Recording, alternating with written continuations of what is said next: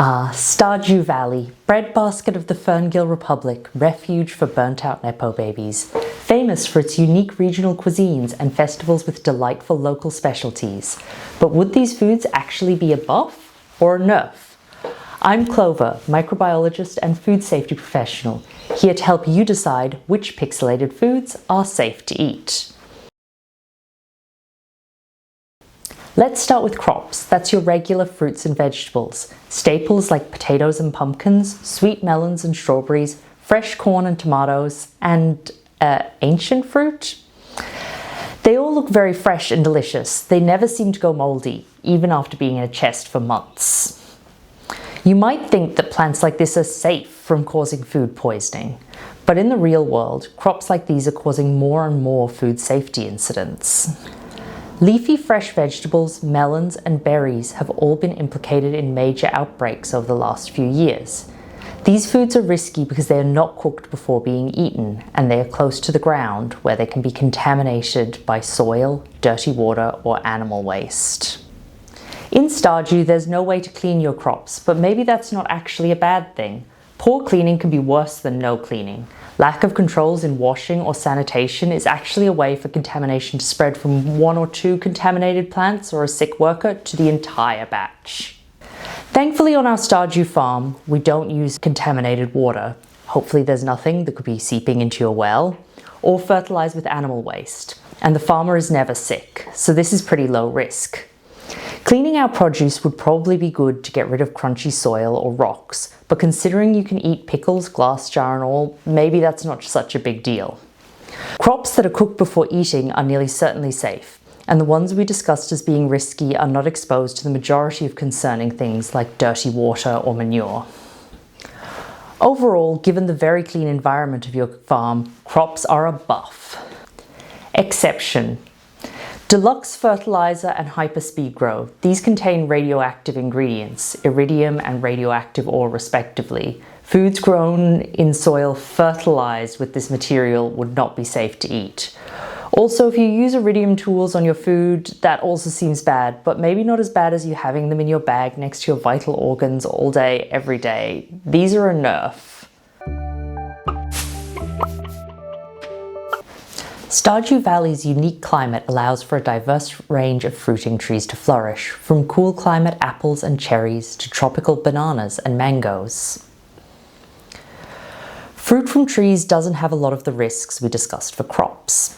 It's not touching the ground, so it can't be contaminated by the soil, and it is unlikely to be splashed with dirty water. Tree fruits are an easy buff. An exception is fruits that the bats bring.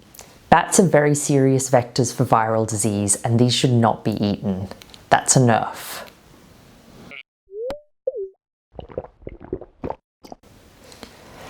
Animals in Stardew Valley lead an idyllic life, with no threat of being turned into meat.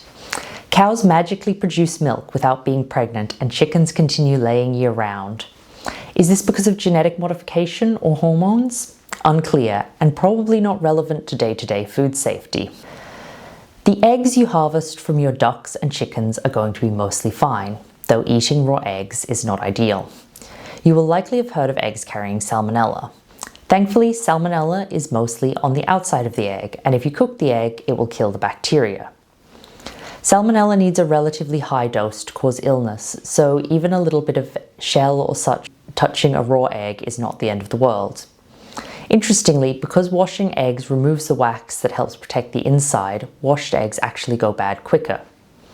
So again, in this case, washing the produce is a net positive. Just cook them. This is a buff. However, this becomes a concern for our mayonnaise, as it is made from raw eggs and not cooked. In Stardew, mayonnaise is often processed outside or in a barn at warm temperatures for hours. This is a recipe for bacterial growth, and not how mayonnaise works. This will potentially give you a sufficiently big dose of the salmonella on the eggs to get very sick. This mayonnaise machine is basically an incubator. That's a nerf. The milk from your cows and goats is not pasteurized. This is bad. There is no excuse for this. People have been boiling their milk to make it safer for thousands of years. If we're going into barrels or something, I could maybe accept that it is getting pasteurized later after you sell it, but you're putting it straight into bottles and drinking it and giving it away just like that. Also, how often is the milking bucket being cleaned? Nerf. Turning your unpasteurized milk into cheese is slightly less bad than the milk because the good bacteria should outcompete the really nasty stuff, but it is still risky and outlawed in many jurisdictions. Nerf. Foraging is something that humans have done for thousands of years and in many communities continue to do. Stardew Valley is a bounty of foraged foods, many of which are highly valued.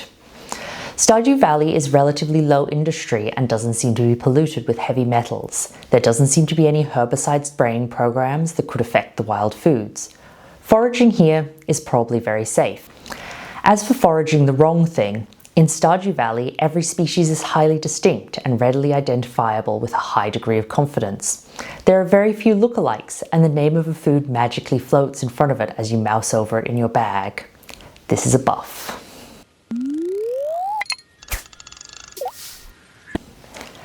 An amazing variety of fish fill the streams, ponds, and oceans of Stardew Valley, from the humble carp to the scorpion carp, midnight carp, and mutant carp.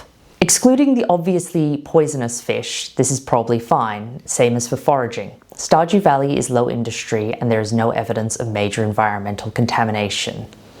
There are several unusual fish, and I'm not sure if they're food, like a void salmon, a lava eel, midnight squid. Midnight squid vaguely resemble firefly squid, which are a delicacy in some places, so maybe they are food. The smoked fish is a no though. You don't smoke fish with actual coal that you dig up from a mine. You use charcoal, which is actually very different and made from trees. Coal smoked fish would probably taste like diesel and it would be carcinogenic.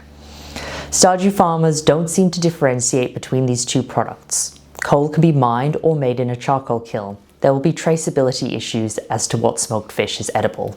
Nerf. By the way, what is void? Void eggs make you sick. Void salmon is fine though. Void essence is not a food.